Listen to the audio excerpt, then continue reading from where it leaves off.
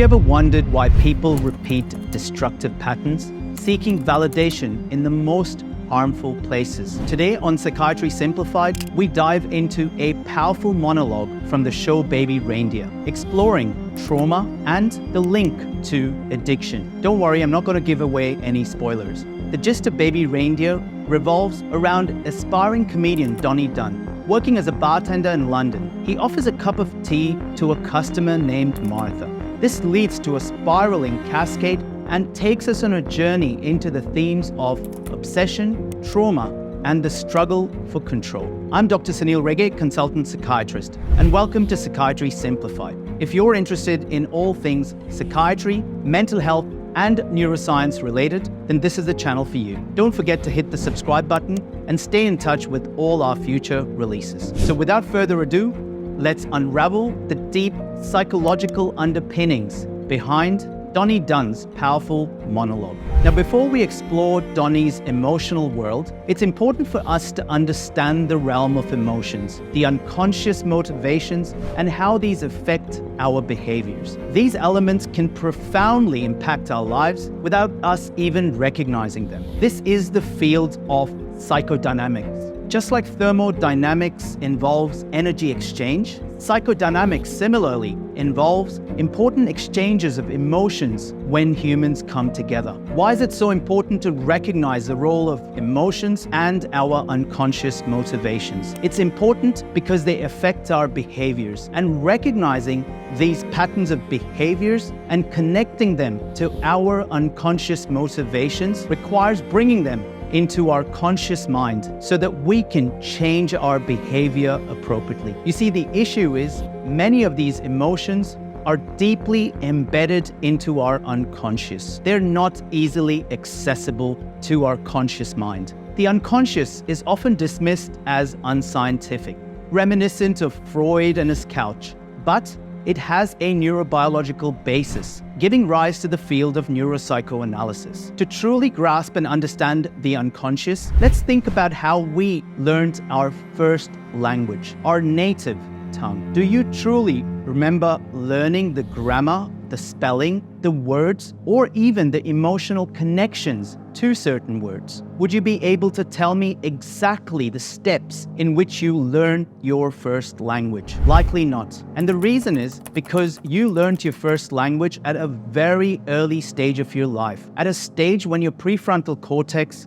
was developing, a stage where the prefrontal cortex did not play an important role in your life. You were primarily operating on emotions and movement while the cognitive part was being developed. So all those emotions that you experienced, where were they stored? They were stored as implicit memories, emotional memories in the basal ganglia, the striatum. This implicit memory is the same memory that you use when you're driving a car to work or riding a bicycle. It's something that's embedded so deep, it's very unlikely you'll forget it. It's unlikely that you'll be able to tell me exactly how you drive a car because the steps are automatic. That's because those movements are embedded in the striatum, in the habit part of the brain. Just like these implicit memories of riding a bicycle, driving a car later, in childhood, you also learned the language of emotions and behaviors unconsciously, which helped you survive, and these behaviors became habits. These habits, these emotions are emotional memories that are embedded deeply within what we call the unconscious. They are also known as automatized predictions, giving rise to automatic patterns of behavior. Now think about someone who's experienced trauma or an unstable childhood. They've had to learn a language of emotions and behavior that helped them self-soothe and survive that challenging time. But it wasn't a conscious learning process. They did what it took to survive. So emotional avoidance, fear, anger, withdrawal, all of these responses that were adaptive for this traumatic environment are embedded deep within. The issue is these same emotional memories and automatic behaviors may not be adaptive in adulthood. What was once helpful sometimes becomes unhelpful in adulthood, particularly as we start expanding our horizons and interacting with different individuals. The issue here is that changing these unconscious habits is challenging. It's challenging because what has helped us survive is something that we will not let go easily, even if we know cognitively that it may not be helping us in our adulthood. And this is the conflict that psychodynamic psychotherapy aims to understand. The basic premise is to raise these unconscious habits into our consciousness so that we can change them. We all know habits take time to change, and we all know saying the right thing is different from doing the right thing. Many people understand what they shouldn't do, yet still do it. A conflict between the cognitive and the emotional realms. Mark Soames describes it really nicely. The human infant is not a blank slate. Like all other species, we're born with a set of innate needs. The main task of mental development is to learn how to meet these needs in the world. Most of our methods of meeting our emotional needs are executed unconsciously, which requires us to return them to consciousness to change them. So with that background, let's explore Donnie Dunn's psychodynamic world. It's important here to recognize that this is for educational purposes only. Without an actual doctor-patient or therapist-patient relationship, I cannot truly make speculations in this manner. So therefore, please take this into account. This is meant to be an exercise to learn about our psychodynamic world. In Baby Reindeer, Donnie Dunn grapples with fame. So 2 weeks ago, my girlfriend came up to me and she said, "I just think we're not working as lovers," to which I replied, come on, that's what you said about the cousins thing.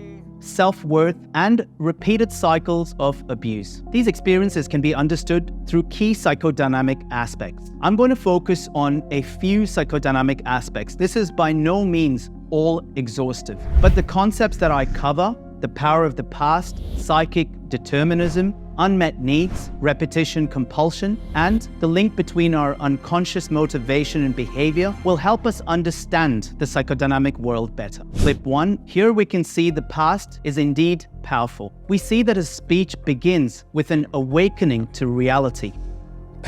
I used to think that what you're seeing here was like breaking the mold. You know, I'd watch these other comics rising above me, and I never understood why them and not me, but then bam, reality smacks me in the face.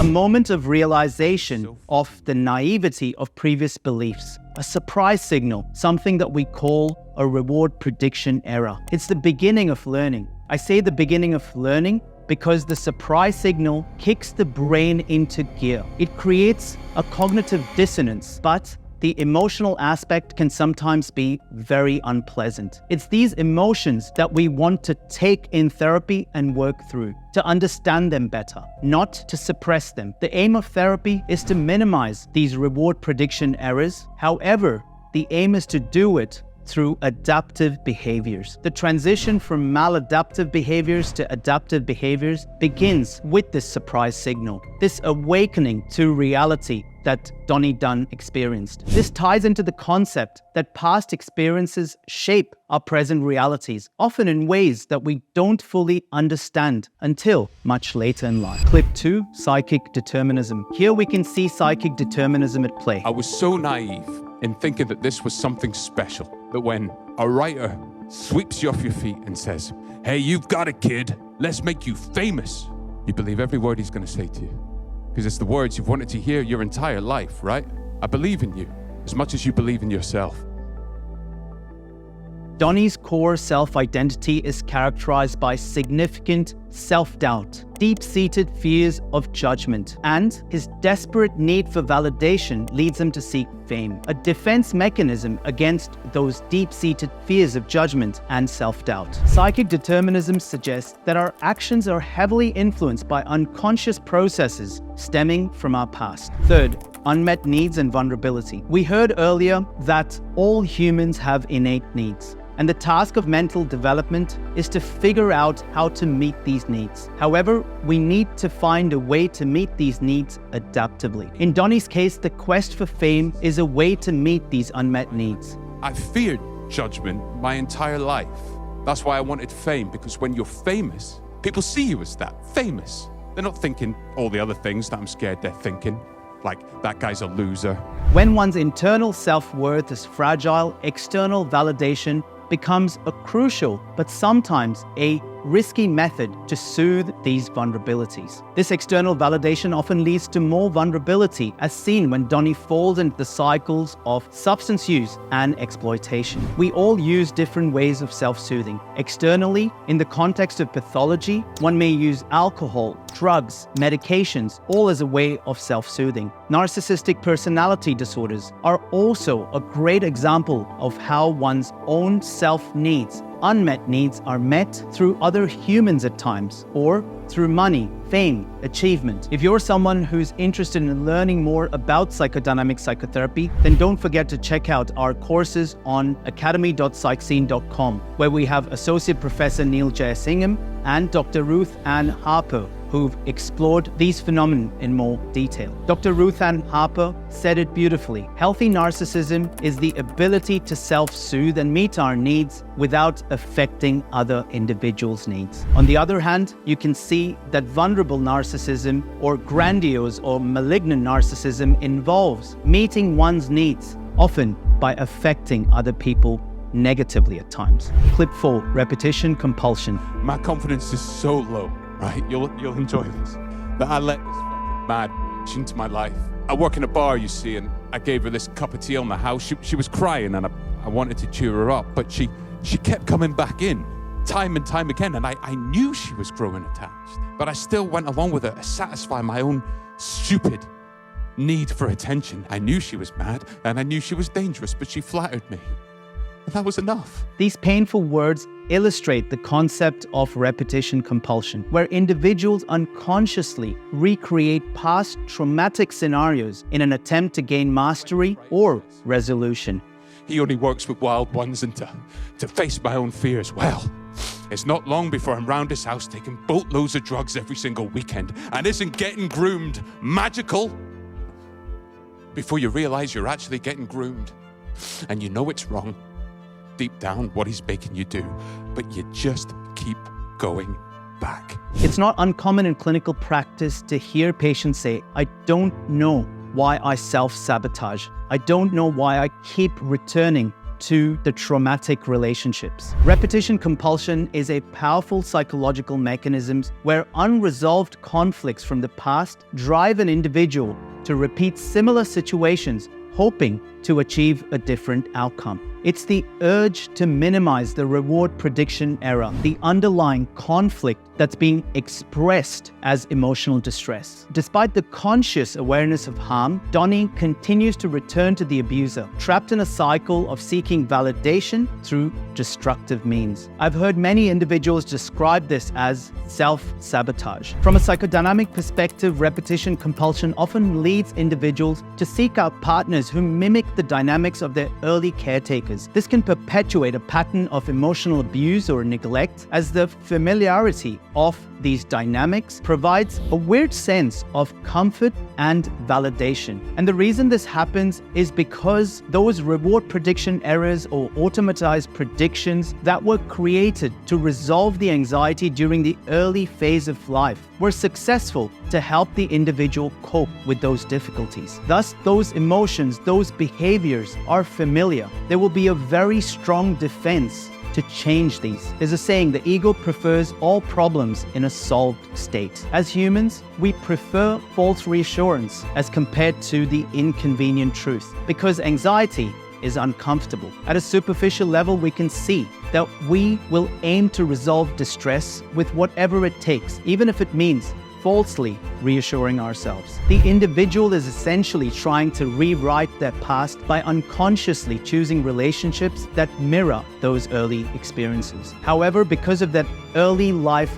fragmentation, which also involves emotional and self-identity fragmentation, the ability to self-soothe and regulate emotions is also affected. Thus, this emotional dysregulation significantly contributes to the instability of the relationships, somewhat a push and pull dynamic. In baby Reindeer as well, one sees Donnie oscillate between intense emotional closeness and withdrawal, driven by a deep-seated need for validation, but also a fear of abandonment. This oscillation, this dynamic, is commonly seen as part of borderline personality disorder or the borderline personality organization, where the individual's internal world is characterized by instability and a chronic sense of emptiness. We've covered more on borderline personality disorder and its overlaps with complex post-traumatic stress disorder in this video here, where we analyze the psychologist's testimonies in the Amber Heard trial. In Donnie's case, the cycle of returning to the abuser despite the harm inflicted highlights the paradoxical nature of repetition compulsion. Each return is an unconscious attempt to resolve the trauma, but it only serves to reinforce the pattern of abuse. The external validation sought through these destructive relationships temporarily soothes the internal turmoil, but ultimately exacerbates the self-loathing and the emotional pain. There is also the concept of the victim-victimizer role, where the individual may derive a strange form of validation and soothing from the attention and concern of others. This is often a feature of the vulnerable narcissistic personality organization. By eliciting care, pity, or concern, the person reaffirms their self-perception as unworthy, yet gains a form of emotional engagement, albeit negative. This paradoxical validation reinforces their internal narrative of worthlessness, making the cycle very, very difficult to break, unless, of course, one consciously recognizes the conflict. Recognizing the conflict and translating it to behavioral change takes time. This is the reason why psychodynamic psychotherapy is longer term, because it's truly like learning a new language. Learning a language by attending language classes is very, very different from actually living in the country and speaking the language. Someone learning in language school may know the words. However, when you live in the country, there is an immersion. There is a connection between the cognitive learning of the language and the emotional connection. For example, being able to truly feel the cultural nuances, even dreaming in the language. So to summarize, repetition compulsion is a deeply ingrained psychological pattern where unresolved past conflicts drive individuals to recreate traumatic scenarios in their current relationships. This cycle perpetuates emotional abuse and neglect, making it challenging to form stable, healthy relationships. As I mentioned, the journey towards breaking the cycle involves bringing these unconscious patterns to conscious awareness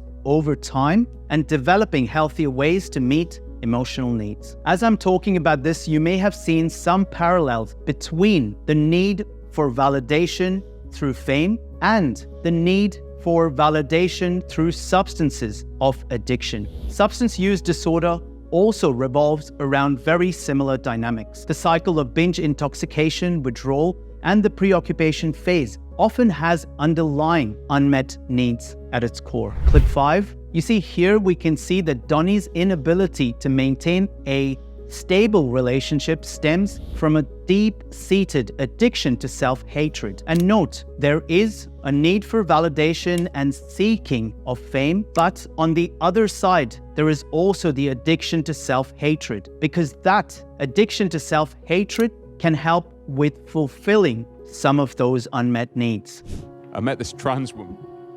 She's the most beautiful person you've ever met, and I just couldn't love her. It's because I loved one thing in this world more than I did her, right? One thing. And do you know what that one thing was? Hating myself.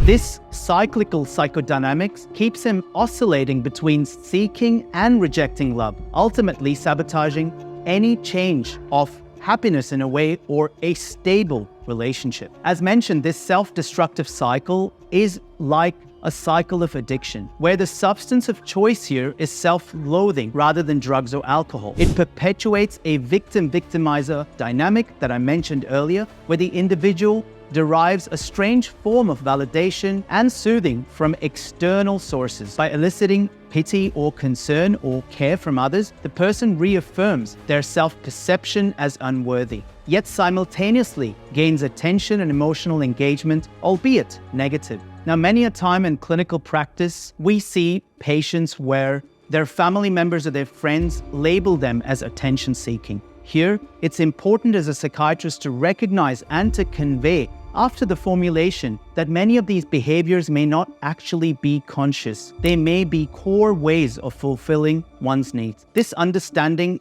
helps improve the bonding between family members and the patient. This is not to say that conscious manipulation does not occur. However, it's important to ensure that we understand if there are unconscious motivations that are playing a part, because those motivations can be changed through therapy. So to summarize, you can see that this short speech in Baby Reindeer powerfully illustrates key psychodynamic concepts of trauma, unmet needs, and how they lead to a cycle of addiction and repetitive destructive cycles. Understanding these psychodynamic principles can shed light on the unconscious forces, the psychodynamics driving such behaviors, paving the way for emotional and behavioral change. I hope that you found this video helpful. If you liked the video, don't forget to leave us a like. And of course, hit the subscribe button to stay in touch with all our future videos. If you've got any comments, don't forget to leave them in the comments section and let me know what other videos you'd like for the future. A big thank you to all of you for supporting this channel. We really, really appreciate it. I look forward to seeing you in another video soon. Until then, stay curious. Bye-bye.